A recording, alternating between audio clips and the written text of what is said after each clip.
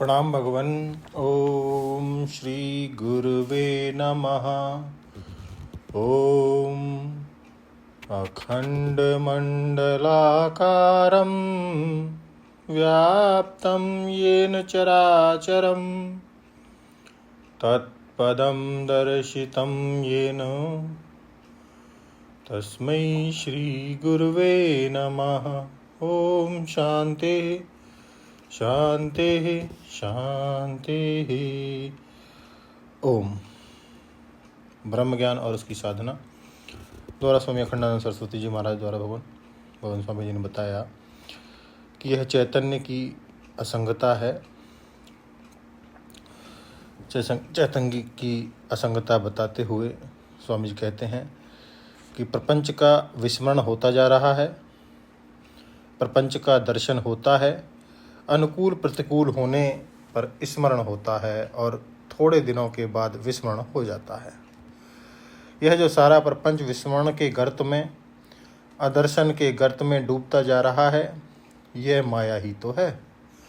वह कौन सा गड्ढा है जिसमें देखी हुई चीज़ें चली गईं? वह कौन सा गड्ढा है जिसमें स्मरण की हुई वस्तुएं चली गईं? तो सबको धारण करते हुए भी तुम सबसे असंग हो।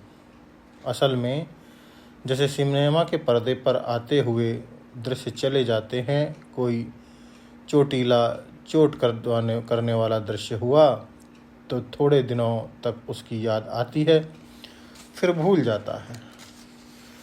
इस चेतन ने किसका संग किया?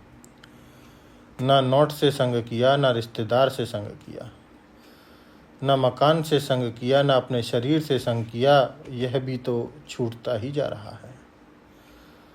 त्यजंतम संत्याज्यम वह शरीर हमको छोड़ देता है। यह शरीर हमको छोड़ रहा है, हम भी इसको छोड़ रहे हैं। अरे बेटा, तुम हमारे बिना रह सकते हो तो हम भी तुम्हारे बिना रह सकते हैं। अरे देह, तू मुझे छोड़ रहा है तो ले, मैं भी तुझे छोड़ रहा हूँ। यह जो दृष्टा होता है, साक्षी होता है, चैतन्य होता है, वह किसी भी वस्तु को, उसके आकार को, उसके विकार को, उसके प्रकार को, उसके संहार को धारण करके नहीं बैठता। असंगता चेतन का सहज स्वभाव है, उसका सहज स्वरूप है। भ्रम होता है कि हम किसी से आसक्त हो गए। उपादान कारण क्या अपने कार्य से बंधता है? मृतिका घट से आबद्ध है क्या?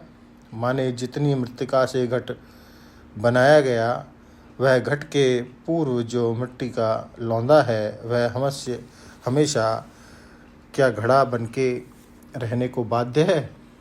फोड़ दो। फिर मिट्टी उपाधि से उसमें गोलपना, चतुष्कोणपना, त्रिकोणपना आकाश में कल्पित होता है। तब प्रतीति क्या हमसे विकृति के रूप में रहने को आबद्ध है?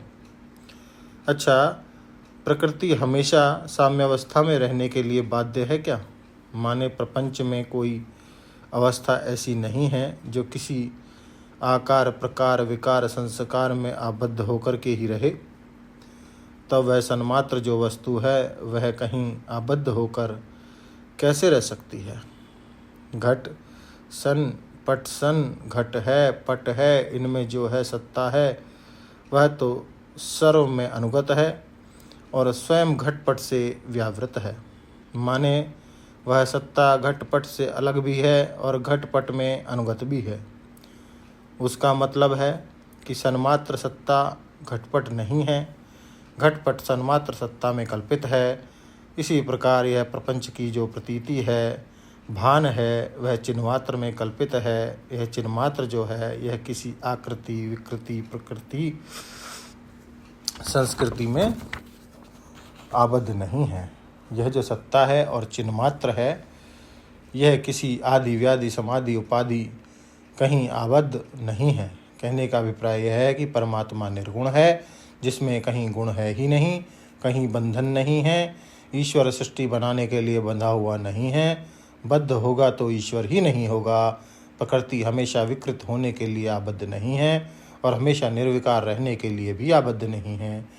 काल से ही उसमें विकारिता भासती है और असल में पर ब्रह्म परमात्मा का अविनाशीपना समझाने के लिए ही ब्रह्म में काल की कल्पना की गई है। काल असल में है नहीं, उसकी परिपूर्णता समझने के लिए ही उसमें देश की कल्पना की गई है। देश असल में है ही नहीं।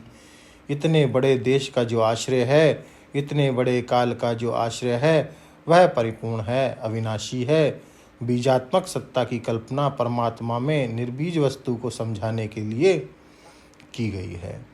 अध्यारोप अपवाद्याभ्याम निष्प्रपंचम प्रपंचते। तो व्याख्या को भवन बहुत सुंदर चल रही है और आगे बढ़ाएंगे अगले सत्संग में। ओम शांति ही शांति ही शांति। प्रणाम भगवान।